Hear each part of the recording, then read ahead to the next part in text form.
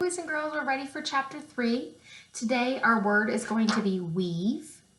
Weave is a verb that means to lace together threads to make cloth. They use a wooden frame called a loom to do it. Someone had to weave threads together to make the cloth for your shirt. Let's add some suffixes. A weaver is someone who weaves. They make woven cloth. Woven is an irregular adjective form. Weave means to lace together threads to make cloth.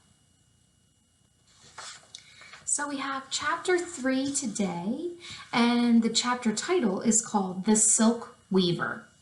So I want you to think about why delivering the message to the weaver can cause some trouble. Chapter 3, The Silk Weaver. Jack and Annie kept walking across the pasture toward the road. Annie stopped when they neared the farmhouse. "We have to find the silk weaver and give her the message," she said. "Let's do that on our way back," said Jack. "I'm worried about finding the Imperial Library."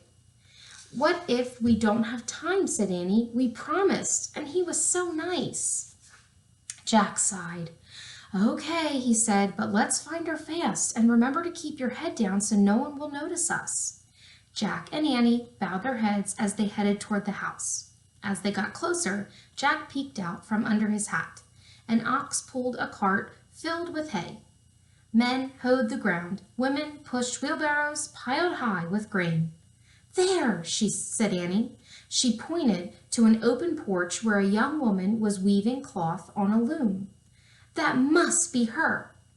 Annie ran to the silk weaver. Jack looked around to see if anyone was watching. Luckily, all the farm workers seemed too busy to notice anything. Still looking around carefully, Jack walked toward the porch. Annie was already talking to the silk weaver. "What did he say?" the young woman asked. Her voice was soft but strong. Her dark eyes glowed with happiness. "He said you should meet him in the field at twilight," said Annie. "He's so handsome." All right, let me stop here a second. So I want to stop and clarify because I was wrong in my thinking before. I thought the farmer just wanted to meet with the weaver. I didn't realize he might be asking her on a date, but now I see a meeting at twilight might actually be a date. So when I get more information, sometimes I have to change what I was thinking. All right, back to the story. "Yes, he is," the silk weaver gave Annie a shy smile. Then she reached down to a basket near her loom and picked up a ball of yellow thread. "It was very brave of you to bring the message," she said. "Please accept this silk thread as my thank you." She handed Annie the ball of silk. "It's beautiful," said Annie. "Feel." She handed it to Jack. The thread was smooth and soft. "How do you make silk?" said Jack. "It is made from the cocoons of silkworms," said the weaver. "Really? Worms? That's neat," said Jack. "Let me write that down." He reached into his sack. Now, let me make a connection really quick also to our field trip that we went on.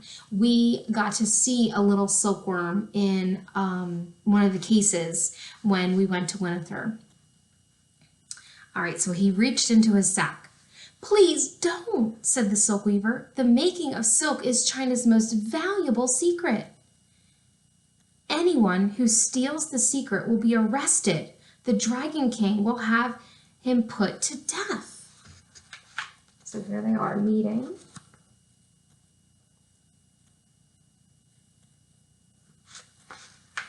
So it's a very big secret about weaving.